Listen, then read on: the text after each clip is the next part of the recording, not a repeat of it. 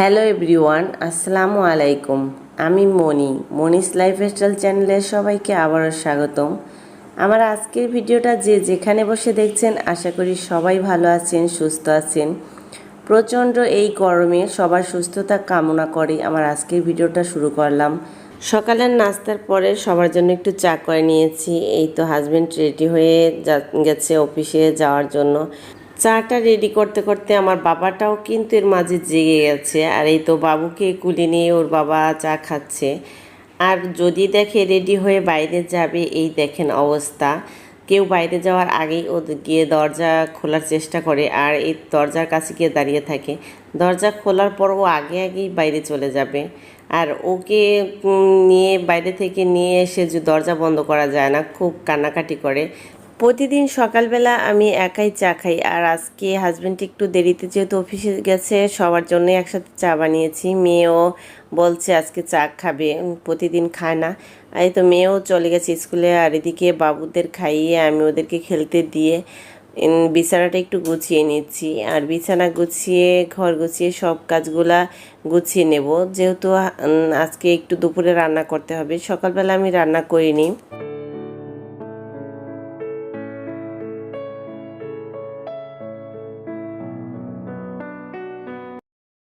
বিছানা গুছিয়ে আমি ফার্নিচারগুলোও একটু হালকা করে মুছে নিচ্ছি, যেহেতু বিছানাটা ঝাড়লে বিছানার আশেপাশে যেই ফার্নিচারগুলো থাকে ওইগুলোর উপর গিয়ে বিছানার ধুলোগুলো জমা হয়ে থাকে।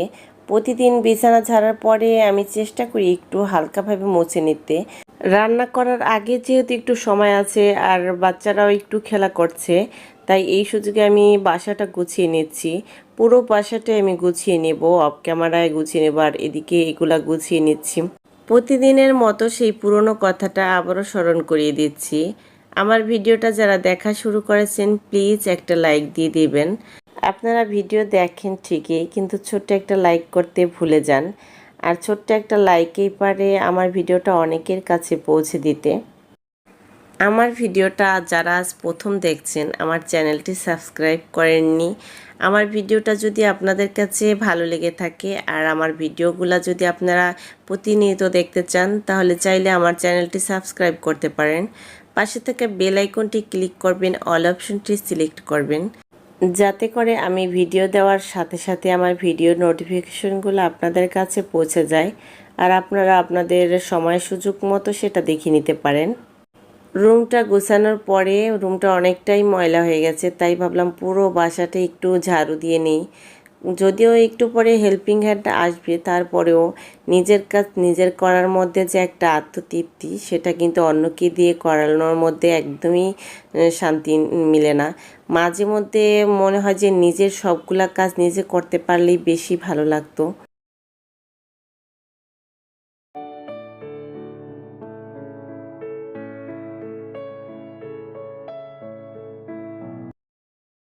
সব কাজ গুছিয়ে এদিকে রান্না করে চলে আসলাম। আজকে দুপুরে রান্না করব, কারণ আজকে সকালে রান্নাটা করিনি। সচরাচর দেখা যায় যে আমি দুপুরে রান্নাটা করি না।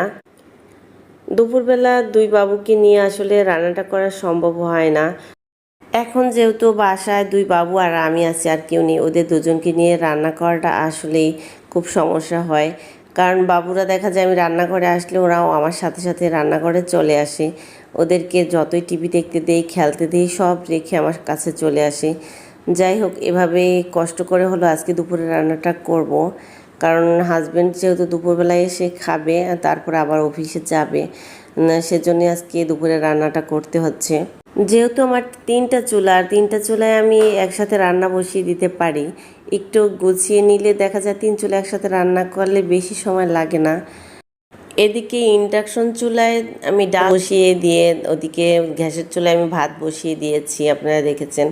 আজকে যেহেতু আমি রান্না শুরু করার আগে রান্নার জন্য সব কিছু রেডি করে নিইনি, সেজন্য এক চুলায় ভাত আর এক চুলায় ডাল বসিয়ে দিয়ে ভাত আর ডাল হওয়ার মধ্যেই আমি সব রেডি করে নেব।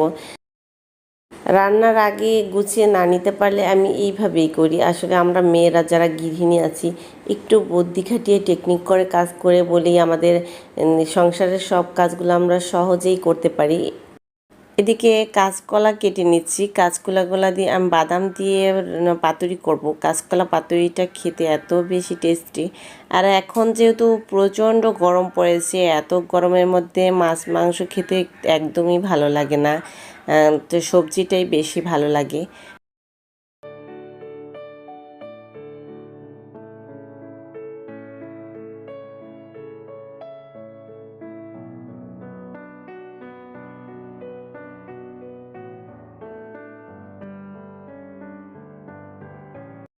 কিছুক্ষণ ভিজিয়ে তারপরে আমি সেদ্ধ বসিয়ে দিচ্ছি, আর সেদ্ধ করার সময় লবণ দিয়ে দিচ্ছি যাতে সেদ্ধ করার সময় কালো না হয়ে যায়, কারণ এর মধ্যে থেকে যে অনেক কষ বের হবে, একটা কালো হয়ে যায় পানিগুলা। কলা সেদ্ধ করা হয়ে গেছে, আর আজকে আমি রুই মাছ রান্না করব। আর এদিকে বাদাম ছিলে নিয়েছি, বাদাম দিয়ে যেহেতু কলা পাতুরিটা করব। ভাত আর ডাল রান্না করতে করতে আমার সব কিছু রেডি করা হয়ে গেছে। আর এই তো ডালটা আমি এদিকে বাগার দিয়ে নিচ্ছি, অন্য চুলায় আমি বাগারটা করে নিয়েছি। এই প্রচণ্ড গরমের মধ্যে যেহেতু এখন আমের সিজন, কাঁচা আম আর টমেটো দিয়ে ডাল রান্না করলে কিন্তু বেশ ভালো লাগে। রুই মাছটা রান্না বসিয়ে আমি বাবুকে খাইয়ে ঘুম পাড়াতে চলে গিয়েছিলাম, যেহেতু বাবুর ঘুমের সময় এখন। আর বাবুকে ঘুম পাড়িয়ে এই তো এদিকে চলে আসলাম রান্নাঘরে। এই তো মাছের তরকারিটা আমার প্রায় হয়ে গেছে। টমেটো আর আলু দিয়ে আমি আজকে রুই মাছটা রান্না করেছি। সব কিছু তো আর ক্যামেরা বন্দি করা সম্ভব হয় না, দেখা যায় অফ ক্যামেরায়ও এর মাঝে অনেক কিছু করে নিয়েছি। আমি রান্না বসিয়ে অনেক কাজ ঘরে করে নিয়েছি, দেখা যায় পুরো বাসাটা গুছিয়ে আরও বিভিন্ন কাজকর্ম করেছি, যেগুলো আর আপনাদের সাথে শেয়ার করতে পারিনি। ছোট বাচ্চা নিয়ে যারা সংসারের কাজগুলো একাই করি, তারা দেখা যায় অনেক সময় বাচ্চারা যখন খেলা করে বা একটু ঘুমায়, তাড়াহুড়ো করে দেখা যায় বাসার সমস্ত কাজগুলো আমরা একটা টাইমের মধ্যে করে নেই। এত তাড়াহুড়ো করে কাজ করি আর এত কাজ একসাথে করি, মনে হয় আমাদের দুটো হাত যেন চারটা হাত হয়ে যায়। তেলের মধ্যে পেঁয়াজটা ভেজে নিয়েছিলাম, এরপরে আমি বাদাম ভেজে পাটায় বেটে নিয়েছি। সেই বাটা বাদামগুলাই আমি তেলের মধ্যে দিয়ে কিছুক্ষণ ভেজে আমি পরিমাণ মতো হলুদ মরিচ গুঁড়ো দিয়ে আদা পেস্ট দিয়ে সুন্দরভাবে মশলাগুলো কষিয়ে নিব। নর্মালি আমরা যেভাবে তরকারিটা রান্না করি ওইভাবেই পরিমাণ মতো মশলা দিয়ে আমি সুন্দরভাবে কষাবো। আর এই তো একটু পানি দিয়ে আমি মশলাটা আরও ভালোভাবে কষিয়ে নিচ্ছি। মশলা কষানোর এক পর্যায়ে যখন এর মধ্যে তেল উঠে যাবে, তখনই আমরা বুঝবো মশলাটা ভালোভাবে কষানো হয়ে গেছে। মশলা কষানোটাই আসলে তরকারির স্বাদ অনেক গুণ বাড়িয়ে দেয়। আমি যতটা জানি যে মশলাটা যত ভালোভাবে কষানো হবে তরকারিটা তত বেশি টেস্টি হবে। এরপর আমি যে কলাগুলো সেদ্ধ করে রেখেছিলাম সেগুলো দিয়ে আমি আরেকটু কষিয়ে নেব ভালোভাবে। তারপরে পানি দিয়ে আমি রান্নাটা বসিয়ে দেব।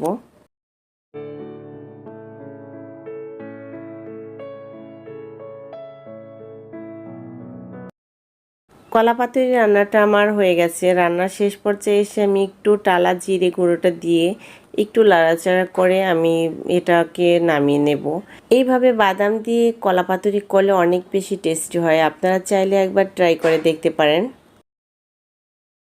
আর এদিকে আমি অলরেডি খাবার রেডি করে ফেলেছি, হাজব্যান্ড যেহেতু চলে আসছে আর খাওয়া দাওয়া করে আবার অফিসে চলে যাবে, সেজন্য তাড়াহুড়ো করে অনেকটা খাবার রেডি করে দিয়েছি।